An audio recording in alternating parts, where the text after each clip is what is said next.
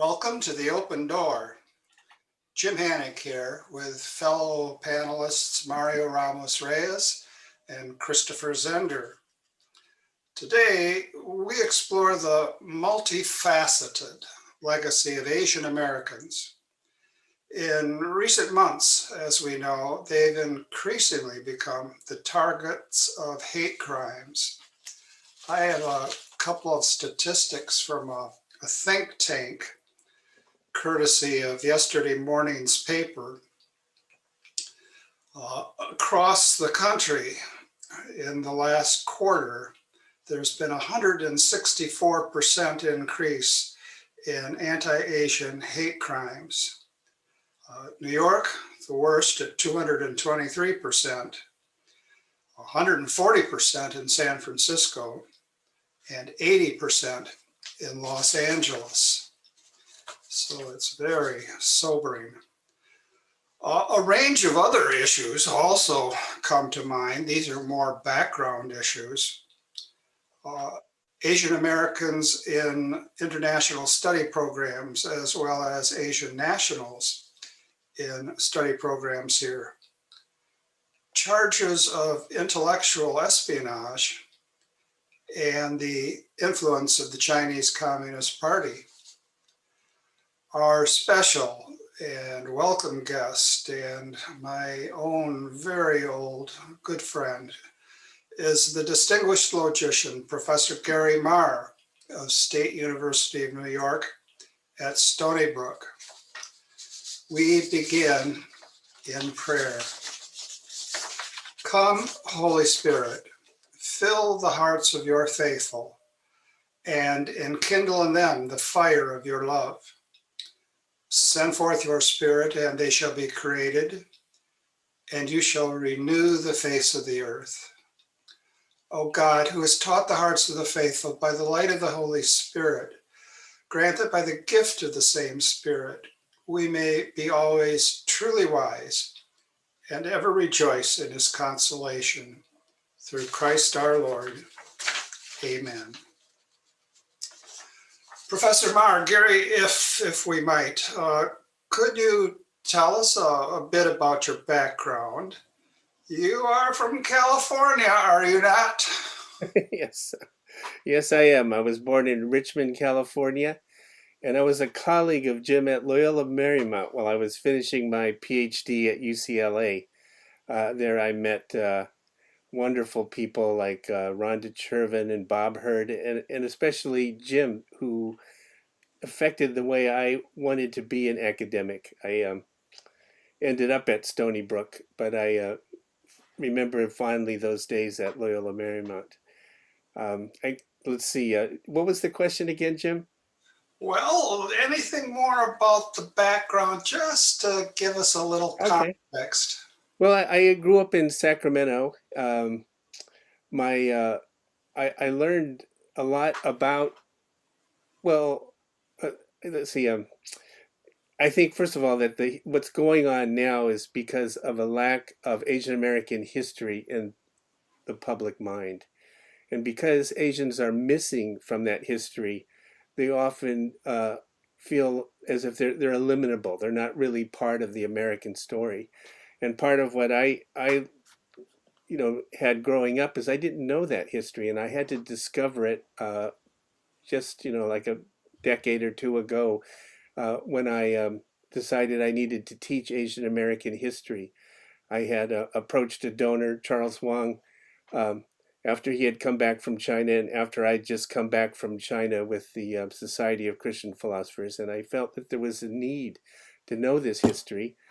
Two Asian American girls at a local high school had committed suicide on the Long Island Railroad, Ellen Liu and Millie Sabuti. And they had met in the Gifted and Talented program in third grade. And my oldest daughter was just about to go into that program. And I thought, that it couldn't be just an accident that these two Asian American girls had made this suicide pact. And I wanted the university to be a place where these issues can be talked about and discussed. And so that's how I got involved. I approached a donor, Charles Wang, to just modify a hallway. It was just this hallway that wasn't being used. I asked my dad, who was a World War II veteran, to draw the plans for that. And he drew it. I submitted it to Charles, and he decided to donate the money for the hallway, but also $25 million to build an Asian American center on my campus.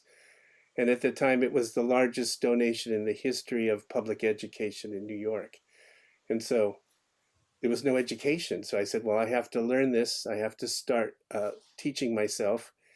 And I advocated for it to be recognized to the American Philosophical Association, and that was successful. And so I just ended up teaching it for a decade or two and learning it and teaching my students about that history. Okay, Mario, you want to take us forward? We got a good context already. Yes, it's very interesting. I'm curious about what you said, that the history of Asian American is missing. There is no narrative, or it seems there is no narrative that can explain where your people are coming from. To what factor you attribute that that situation? Well, it's due to several things. It's the stereotype of Asians as always being foreigners. No matter how long you've been here, I'm third generation, you're still not considered truly American. And there's also the perception, because of the way the history is taught, that Asian Americans are silent, resigned victims. If you look at the pictures in history books, the most famous ones are either the Transcontinental Railroad meeting, and it says, not an Asian face is to be seen, even though Chinese were 90% of the workforce coming from California. But the famous photo is just saying they're absent. Another picture that you'll find in history books is a Japanese child sitting on a suitcase looking forlorn, and people being herded into trains. 110,000 Japanese Americans were put into these detention camps, concentration camps in 10 deserted parts of the United States. 2/3 of them were American citizens, and the other third were forbidden to become American citizens by discriminatory laws. And yet the 442nd, which is the most decorated battalion of its kind in military history, the all Japanese American force that fought in the European theater because they weren't trusted to fight in the Pacific theater, were sacrificing their lives at a rate that was phenomenal. And the amount of decorations they obtain is still historic to this day. But yet they were doing this while their wives and their families were in the internment camps. Asian Americans are often afraid to say concentration camps, but that's what they were. They're afraid to say that because they don't want it to be compared to the death camps, which Jewish people were subjected to in Europe at the time. But it was a horrible part of American history, and it's still there, even though eventually the government apologized for this. The legal precedent is still there.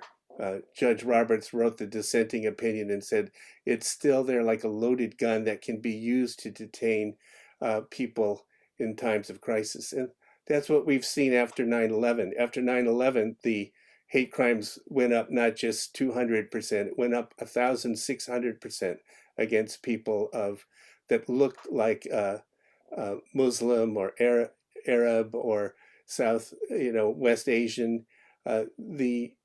The conditions are there because at times of economic hardship, people need a scapegoat, and they scapegoat Asian Americans because they're characterized as model minorities, right? Model minorities for whom? The stereotype came about in the 60s to discipline the civil rights movement.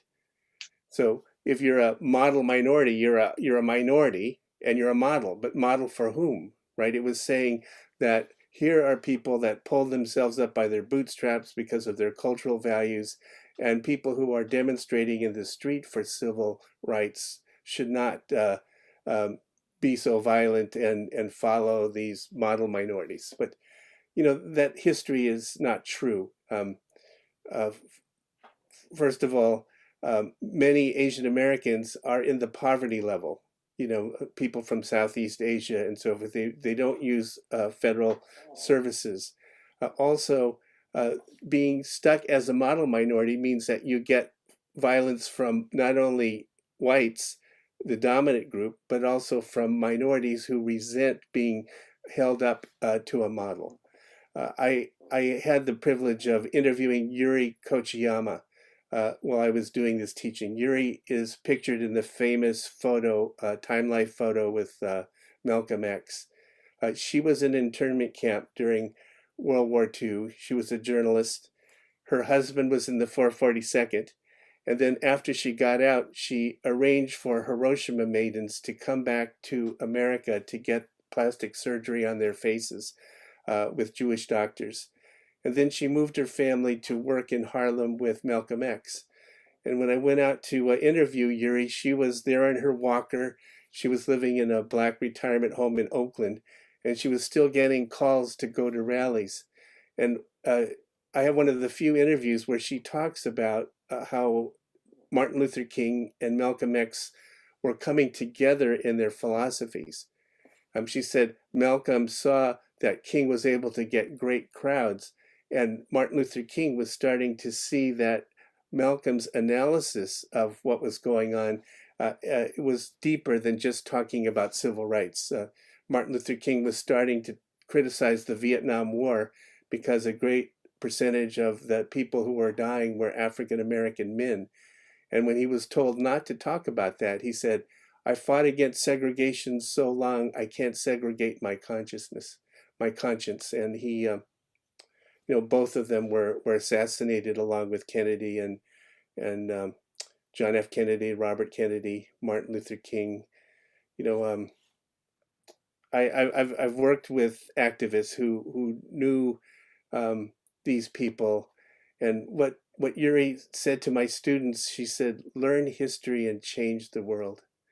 There's a beautiful documentary made about her by one of the mothers of the civil rights workers who were killed in the South. You know, the Schwerner, Cheney, and Goodman. Goodman's mother financed a documentary called Yuri Kochiyama: Passion for Justice. But I felt privileged to go out there and interview her. Before you've been emphasizing history, and Christopher writes history texts, so I want him to come into this conversation. Okay. I don't know if this is more of a question or observation, but it's something you can comment on. Something you said, we were talking about earlier, that how that we, in a sense that people don't seem to understand the whole idea of the model minority. A Mexican fellow, a friend of mine from Yucatan years ago, said to me, he said, one of the problems that he faced, he thought was a problem with relations with Mexicans, was that some people tended to think that Mexicans were more virtuous than whites, and therefore they kind of put up this ideal. He says, we're just as human as everybody else. There are good Mexicans and there are bad Mexicans, and he wanted that to be acknowledged. Two, I was thinking, my wife's mother is from the Philippines, and when I first started dating my wife, we would go out in different places, and she was able. For me, coming from my middle Western family background, people from the Asians pretty much looked the same. But my wife was pointing out the difference. She said, no, that person's Chinese, that person's Japanese, that person's Indonesian, that type of thing. I wonder to what extent is that lack of understanding of, is it a lack of a full grasp of the actual humanity of people who are just different from us, both in the fact that they can be evil even, or that there really are differences amongst Asians, which are as profound as the differences that you will find, say, between Europeans. Yes, I agree that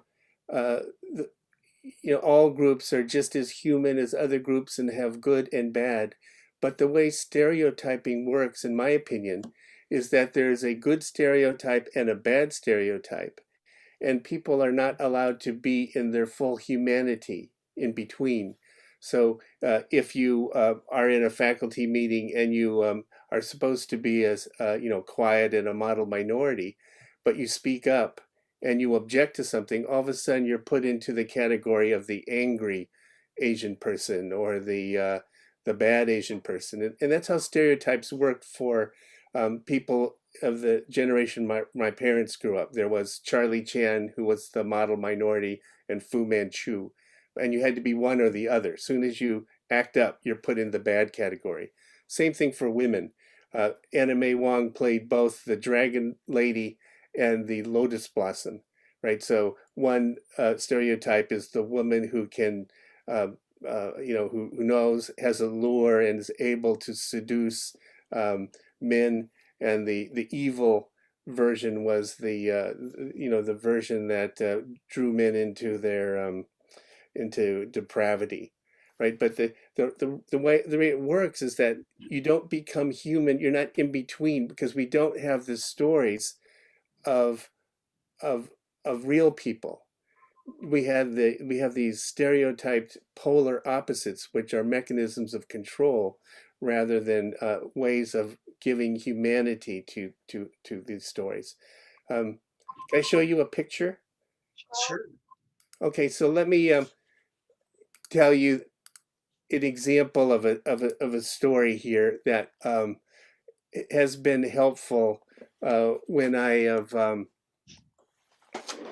This is a picture of my dad. He was a veteran during World War II, because my grandfather was the informal mayor of Modesto, California, of the Chinatown. And so my dad, when Pearl Harbor was bombed, he wanted to join the Air Force, and he had my grandfather, who couldn't speak or read English, sign the form so he could go.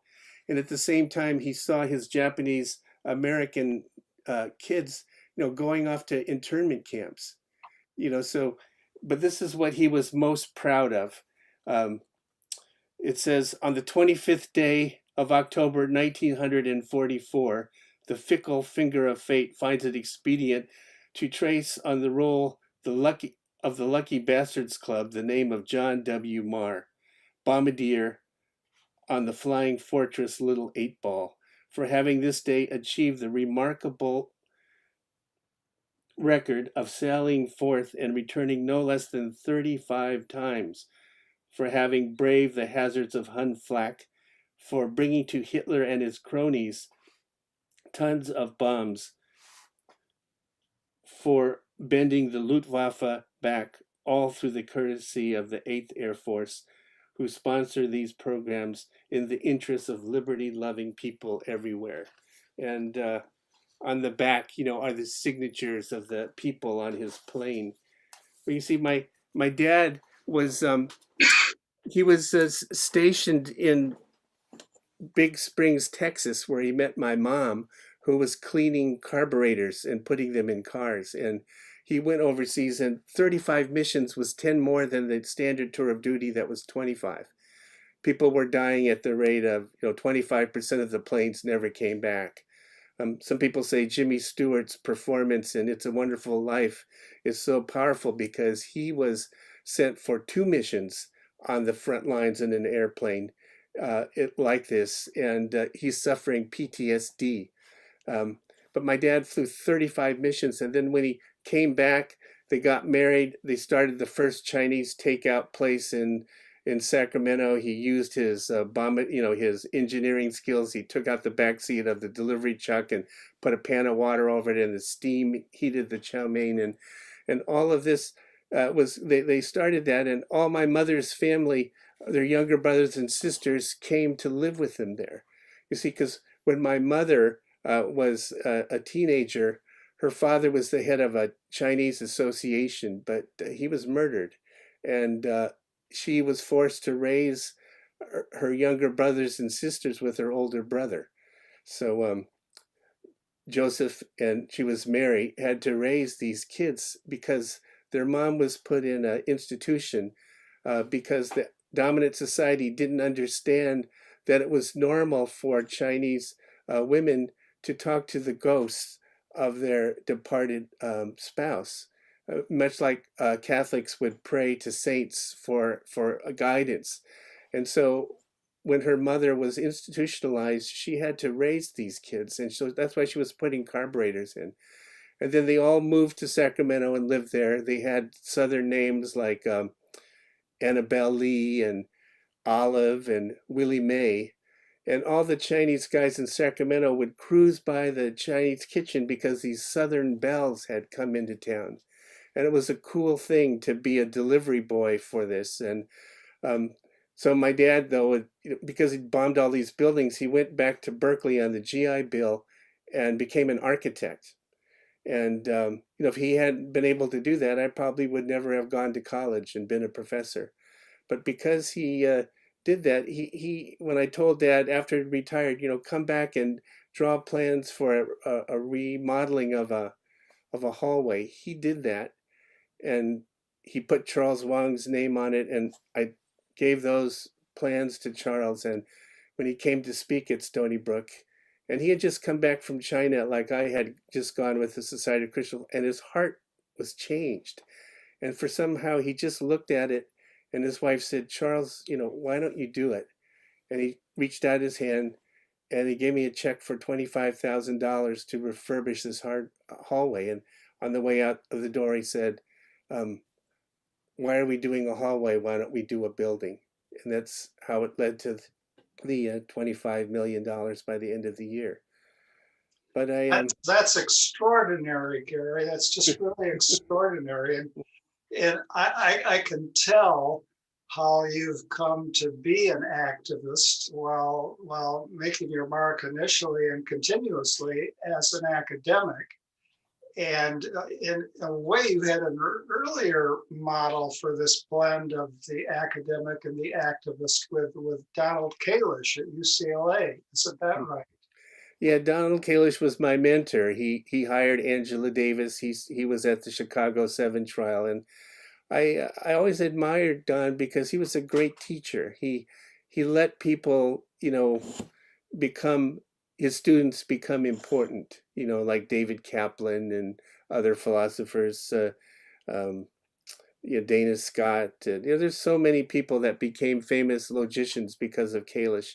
But Kalish was that generous kind of person. He invited me to author the second edition of that classic textbook because, he had put off becoming a full professor, and that was his way of doing it. But he was very generous in that way, and that's the kind of academic I wanted to become. I wanted to be the kind of person who was a good teacher. I want to make one more comment before going back to Mario and perhaps going ahead to other questions relating to Asian Americans. And the comment is this: we've had a number of good friends and wonderful people on this program. Just last week, we had, I think, a terrific education in the development of Christian democracy in Italy. So we're kind of far-ranging. But the person I was thinking of, and here's a connection to Hollywood, and here's a connection to stereotyping. There's a fellow named Ron Austin, and he's still with us, very much with us, and he is the last living member of the Hollywood blacklist. Once upon a time, there was a fellow named McCarthy, and there was a blacklist, and Ron Austin was on it, and because he was on it, he had a transition from Hollywood to Catholic Charities work. It's quite a transition. I'm not going to ramble forever. One of the things that Ron says is, even more so in the past, Hollywood and television, almost nothing to do with art, almost nothing. Everything is prepackaged. Everything that's produced is understood as a commodity. And if what you're producing is a commodity, you pretty much shape the subtext for it. And so I suspect that what's going to happen is, perhaps what's already happening is, we go from one group of people shaping one kind of commodity to another group of people shaping another kind of commodity. And what gets lost in the transition, it was lost before the transition, is art. Let the story be the story. Hmm. I think that's something that we have to at least note. Now, Mario, we've got a number of other questions that we want to ask Gary. I wonder if you would like to lead us into one or other. Yes, I was very careful listening to your story. Let me tell you a brief background. When I came to this country 30 some years ago, I wanted to study philosophy, speculative philosophy, mainly metaphysics. And I went to a professor who was a very prestigious professor then, was the only Hispanic. And probably at that time, there were not many Hispanic at the American Philosophical Association. I think he was one of the very few. And he interviewed me, we spoke in Spanish, and he said, well, it's better for you to study other than speculative philosophy, something about your background. And you need to get first legitimacy by showing that the continent from which you belong or you coming from has also a philosophy. And so, and he mentioned, I remember vividly, the expression in 1941, 42, I think Jean-Paul Sartre said, well, today, Paris and France fell. The Nazi has just destroyed our country. And France believed to be the center of humanity, what is human. So we no longer have a awareness of what is human now, because the barbarian has just destroyed our country. And he said, that professor said, that was the starting point in Latin America of many to begin thinking about their own philosophy and not being copied from the French and from the Europeans. Hmm. And he said, you need to start thinking about that. Otherwise, you are not going to have any legitimacy in the academic world in this country. So that, in many ways, changed what I was been doing. Now, when I hear, that's my point, that you are a logician, which to me is something that somehow is divorced from history, from something which is more practical, philosophically speaking. And you are not, quote unquote, an expert on Asian American philosophy, Asian philosophy. How did you become a logician? Which seems to me that's kind of divorced from anyone ethnicity, if you will. Okay. A good question. I became interested in logic and philosophy in fourth grade when I was reading Martin Gardner's columns and books, and that sort of was magical to me about how you could solve puzzles and paradoxes. And Martin Gardner put a great deal of philosophy into it too. And many mathematicians and logicians had their start reading Martin Gardner's columns. You know, he took philosophy classes at the University of Chicago from Rudolf Carnap and wrote one of the few popular accounts of Carnap's philosophy. So that I grew up wanting that, and along the way, I experienced a lot of things that didn't make sense to me as an academic, why I was being treated differently, but they made sense once I started to understand Asian American history. So let me distinguish between Asian American studies and Asian studies. you can ask the question, can you understand the civil rights movement in America or the experience of blacks in America by studying the cultures of Africa? And the answer, of course, is no. And similarly, you can't understand the Asian American experience by studying the cultures of Asia. And so there's been sort of historically a distinction between two disciplines, Asian studies and Asian American studies, which I think are coming together these days with the critique of Orientalism in Asian studies and so forth. But originally they had two different agendas. Asian studies came out of the Cold War attempt to wanting to contain Asia after 1949 and Mao Zedong had come to power.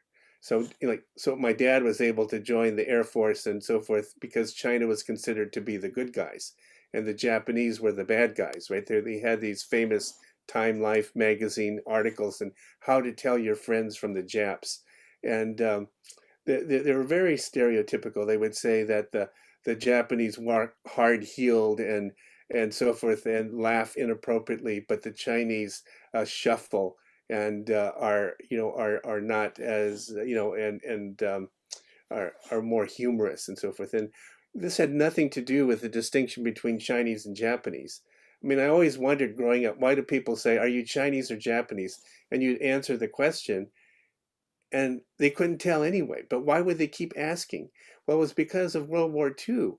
The Japanese were the bad guys, Chinese were the good guys, and they looked the same to people, right? But in 1949, all of a sudden it flipped.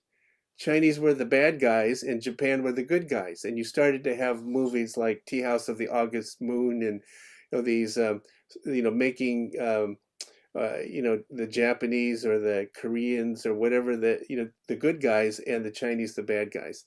And then again, it keeps flipping like this, even though people can't tell the difference. So it tells you that the purpose of stereotypes is to control a group.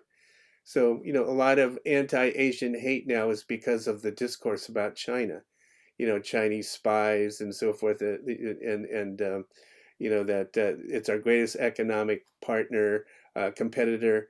And so people treat Asians in America as what American foreign policy is to the countries of Asia. Most of the wars in the 20th century have been against Asia. It began not only with the conquest of the Philippines, the first Vietnam, the takeover of Hawaii, the going around the Korean War, the Vietnam War, all of these wars going around the Pacific Basin are an extension of the manifest destiny that the U.S. Felt it was its moral imperative, right? But manifest destiny sort of going around the Pacific Rim. And even today, when we see the conflict in West Asia, it's sort of that same colonial movement. American history really can't be understood outside of the fact that, Columbus didn't just, sail out of the blue in 1492. He was looking for China. He was looking for a route to China. And the Northwest Passage was an attempt to find a shortcut to China. So this idea of China being a place where you could get Oriental goods and spices and teas, and it was a place for wealth. This was part of the discovery of America. And today, the same thing. People look at China and Hong Kong, that all that kind of stuff as economic opportunity. The turnover of Hong Kong in 1997 was very important to the Chinese people, but in America it was sort of like, why is this important? Well, the Boston Tea Party in America was throwing tea over. It was tea from China because the US and Great Britain had introduced opium into China and addicted people to fix the trade imbalance. And as a result of that, there was a commissioner in China that burnt up the opium in protest. That was the context for the Opium Wars, and that's why Hong Kong and the other treaty ports were taken over with extraterritoriality. The British controlled that entry point into China. And so finally, when it was returned, it was a big deal around the world for Asian people, but in America, people didn't understand, wait a minute, that's connected to the Boston Tea Party. This is connected to American history. America had unfair treaties with China. So when I went with the Society of Christian Philosophers to China to talk about sharing Western philosophy and, philosophy of religion, I felt that it was important to talk about the healing of nations. And it was important to talk about, in the book of Revelation, it says that the leaves of the tree were for the healing of the nations. In Genesis, you have the tree, which is the tree of knowledge of good and evil. And in the end, in Revelation, you have this other tree. And part of the healing of nations comes when nations admit what they have done to other nations. So I showed a documentary my students had made about Angel Island in San Francisco Bay, where Chinese were put into prison, and the scholars carved on the walls poems in Chinese about their imprisonment. People from their villages would spend all this money to send a representative, and only the best and most qualified scholars were often there representing their whole village, and yet they were detained on Angel Island because of the Chinese Exclusion Act in 1882, and they had to pass all of these interrogations about their villages, like how many windows was the house 2 doors down from you, and how many steps were there to your front room, and who's the person who lived on the next block. And of course, what the Chinese did was that they made up imaginary villages so they could answer these questions. And so they were accused of being tricky, but in fact, these discriminatory laws lasted for about 100 years in America. It wasn't until the 1965 Hart-Celler Immigration Act that this was turned around. My dad fought in World War II. The United States passed the Magnuson Act to repeal the Chinese Exclusion Act, but it only raised the quota from 100 Chinese per year to 105 per year. That was the repeal, adding 5 more Chinese from anywhere in the world, compared to 65,000 from Great Britain. So it wasn't until the Hart-Celler Act was passed during the Johnson administration that Asian countries were put on an equal footing with other countries. That's why you see the sudden growth of Asian Americans in this country after 1965. My uncle, Uncle Joe, who didn't move to Sacramento and live in the Chinese kitchen, was a bachelor in San Francisco. The ratio of men to women, because of discrimination laws against Chinese women going back to the Page Act in 1875, was like 20 to 1. It was 1,000 to 1 in the Old West. And so what people did was, there weren't enough women to marry. And so he extended his citizenship because there was a young single Chinese woman and her son that was going to be deported. So they married so that she could have his citizenship. And those were called paper sons and daughters, or these arranged marriages that the 1906 San Francisco earthquake destroyed the record, so people could claim to be sons and daughters of people who lived in the United States, and therefore they could become citizens. But he did this, and this is what Chinese did. And so they were called tricky, but even though they were just using their intelligence to fight discriminatory laws, he ended up committing suicide. His body wasn't discovered for a week later, but he believed in philosophy and reading, and he gave me, as part of my inheritance, $50 so I could buy any book I wanted. And that's how I bought Martin Gardner's book on mathematical logic. And my own research finally came around where it was published in a descendant of Martin Gardner's column by Ian Stewart. It was using computers to, generate a chaotic version of the liar paradox. So I guess sort of a long question. I became a logician because of my first love. I learned about my history because of the need to protect my daughters. And then after all this happened, my Aunt Catherine told me that my grandfather was a philosopher. And when I got his notebooks and had them translated, he was a philosopher who was interested in mathematical puzzles. And here I thought I was going away from everything I grew up to be something totally different. And yet it comes around that I ended up learning about myself by following what I thought was a completely independent path. Thank you. G.K. Chesterton talks a lot about coming home, Yeah, going around the world and coming home, yeah. and how important that is. Christopher, we've got more history in front of us now. What next? Yeah, I'm curious to return to the question that we started with, or the topic we started with, of hate crimes. I think probably most people would think, oh well, there was the Japanese internment camps in World War II, but really since that time there hasn't been overt acts of racism, or in this case hate crimes against Asian Americans. They might not know, like for instance, the struggles like the Filipino workers had to go through in the 60s and the like, and the bigotry they had to face.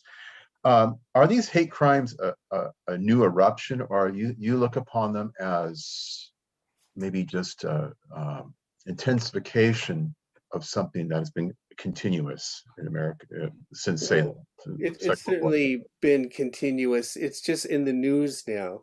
But the structures of history that obliterate the history of a people is the same forces that allow these hate crimes to continue. The way I like to look at it is that they often in the textbooks say, well, what are the contributions of this group? And they always name, like in my university, Xian Yang was the Nobel Prize winner, or David Ho, who discovered cure for AIDS or the cause for AIDS. And they just list these people. But I think that's a wrong story, because it makes, the Chinese were only important because they contributed to create the Transcontinental Railroad, which made America a country from sea to shining sea. But it's not right. The reason is that this is how I look at it. Imagine a white light and you put it through a prism, a critical prism. What you see is a whole rainbow of colors. If you look back at American history through a critical prism of race and ethnicity and gender and so forth, you see it was always multicultural. It's not just something that was discovered recently. And instead, it's not just your contributions to the mainstream, it's actually the struggles of ordinary people that created that history, not just the people that are acknowledged. For example, the Q ordinance in San Francisco was the Chinese they were cutting off their Qs, and they sued the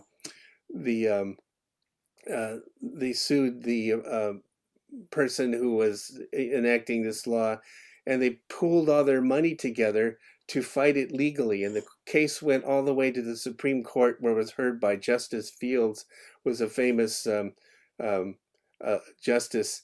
And what he ruled was that it was illegal for this Q ordinance to be put in effect because it was targeting a group of people in a discriminatory way.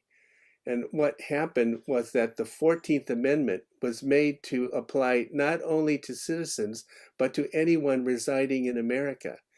And it was brought forth by these Chinese workers who pooled their money to fight this collectively. And they're not given, a part of history, they're not acknowledged. But these kinds of things are important. It's people on the margins of society, not those in the mainstream, who have struggled for their human rights and for their civil rights, that has made America a more democratic place for everyone. And that's why I look at the margins, the marginalized histories, knowing that Latin American history, knowing the Chinese American history, knowing the Asian American history, knowing Italian American history, that you can see how the story that we've gotten is not the right one. It's not just people contributing to the white dominant narrative. It's really all people in America, because of a kind of a melting pot and a place of welcoming immigrants. You're tired, you're poor, you're huddled masses yearning to be free, that America became a more free and democratic place. And it didn't happen without a lot of blood and a lot of struggle. Let me turn our direction a bit, although Gary, I'm turning the direction prompted by something that you said not so long ago. Revelation, book of Revelation, and the tree as it appears there. We can all be Marxists if we decide to look at everything in terms of class struggle. And we can be, all of us, critical race theorists if we look at everything through the struggle among the races. But what we want to be are followers of Jesus Christ. That's what we want to be, first and foremost.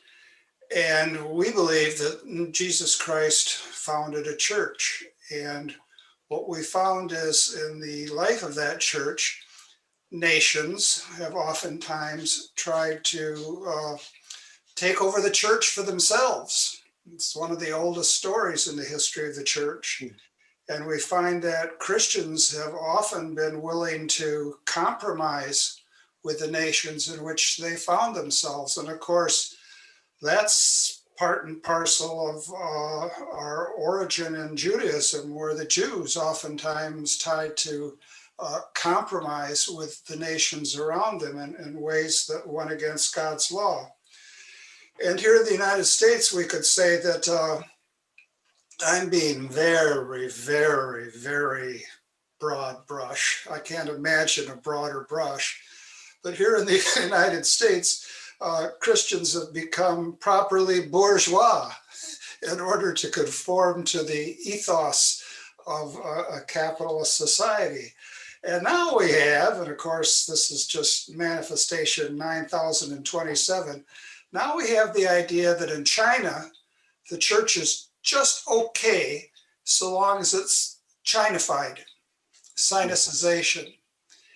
And here in the United States, we have pretty much the response, well, all right, whatever, just so long as we can maintain a profitable trade balance.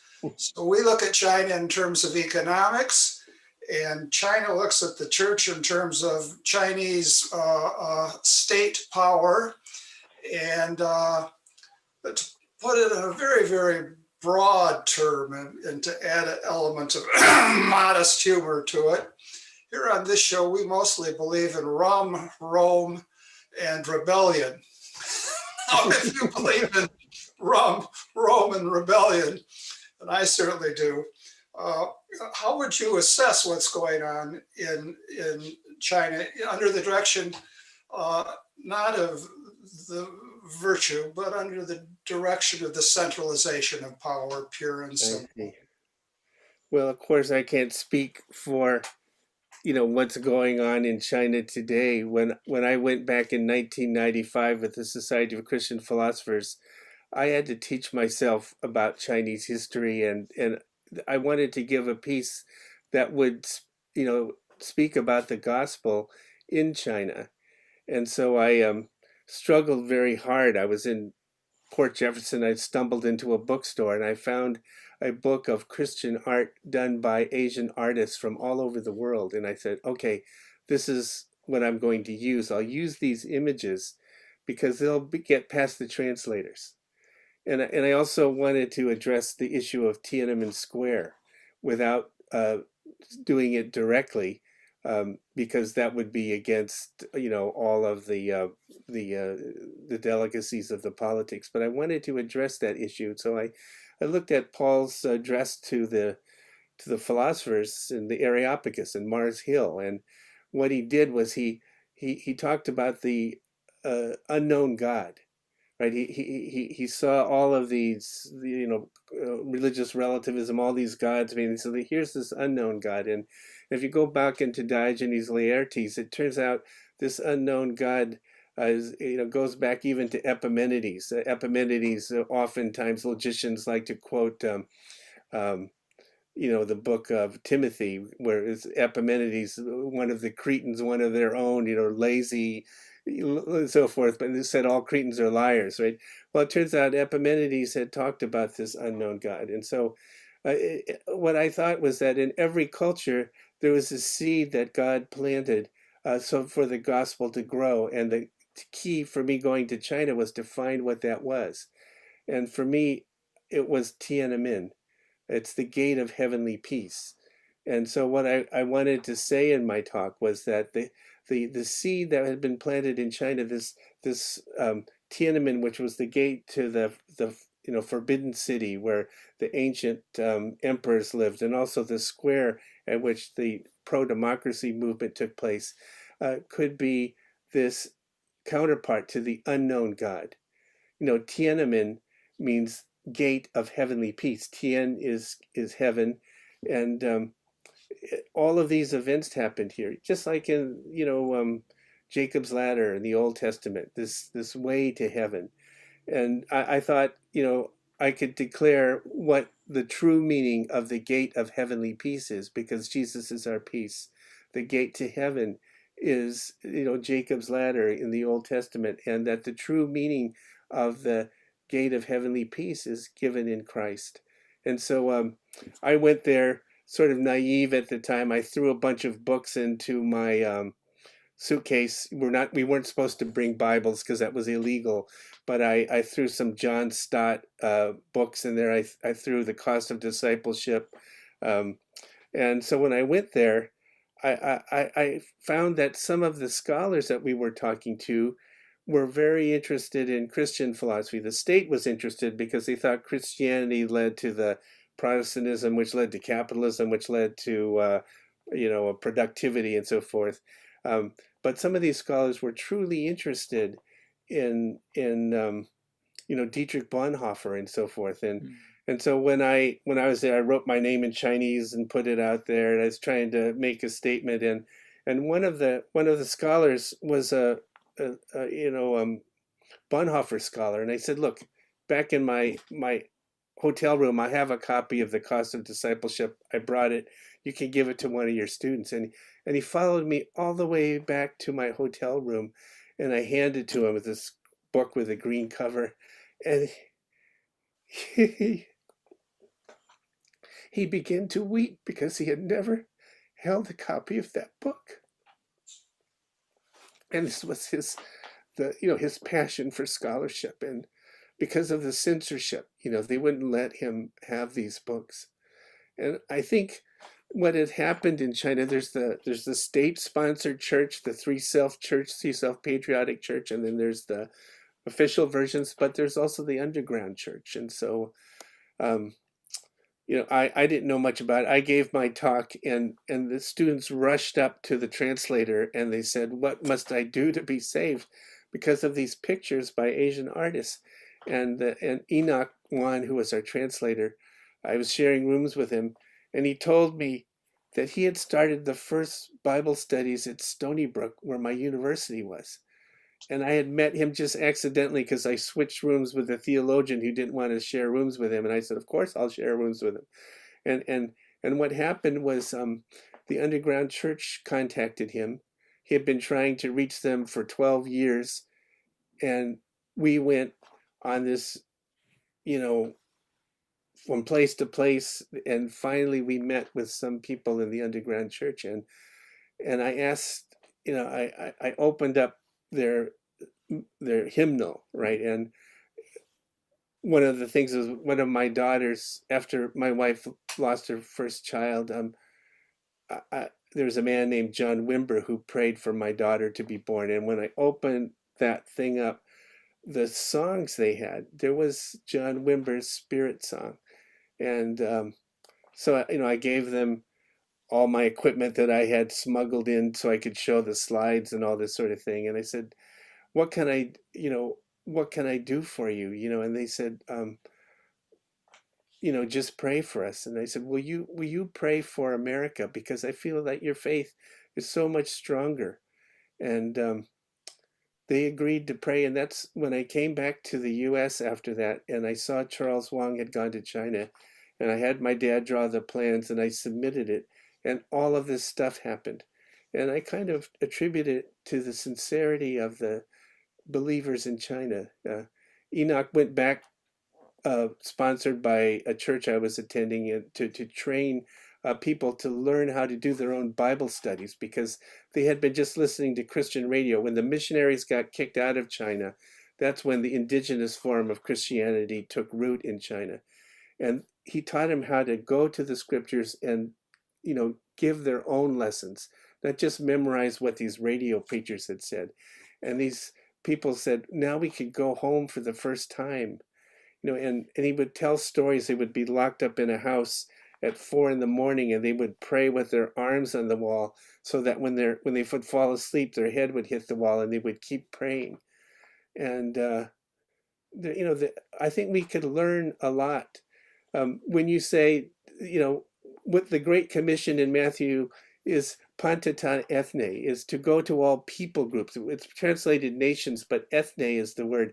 And it means that, people groups, you need to give the gospel in their heart language. So when it takes root, we learn more about the gospel because we've followed the Great Commission.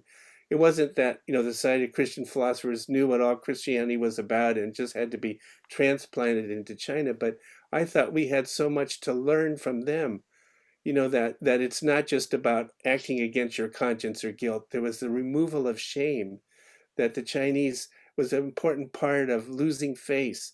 It was part of knowing solidarity in sin rather than individuals having, just confess their faith to, say a sinner's prayer. But the community as a whole, suffering in sin because of what their forefathers had done and learning to be healed in groups. And that's why I think the gospel begins with the tree in Genesis and ends with the tree of life in Revelations, because it's all the people groups that need us to teach us the fullness of the gospel that Jesus came to give us. Thank you, Gary, for that extraordinary account. We are at the end of our program, and as you know, we always end with the gospel for today, which is a short gospel. It's from John. Jesus said to his disciples, "As the Father loves me, so I also love you. Remain in my love. If you keep my commandments, you will remain in my love, just as I have kept my Father's commandments and remain in his love. I have told you this so that my joy might be in you and your joy might be complete. Come, Lord Jesus, come."